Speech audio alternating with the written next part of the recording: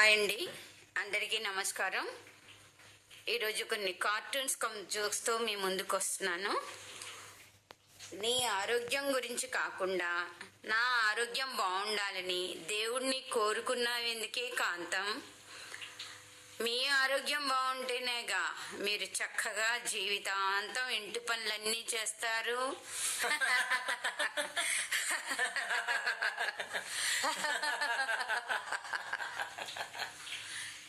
Daddy, మా friend అభి కొత్త స్కూల్కి వెళ్తాడంట.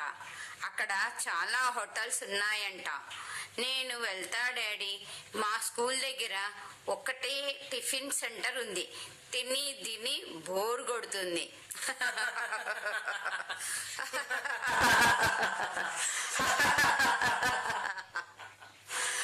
బరువు తగ్గడానికి వాకింగ్ చాలు సుసి అంటే వినలేదు. స్కిప్పింగ్ చేసావు, చూడేమైందో.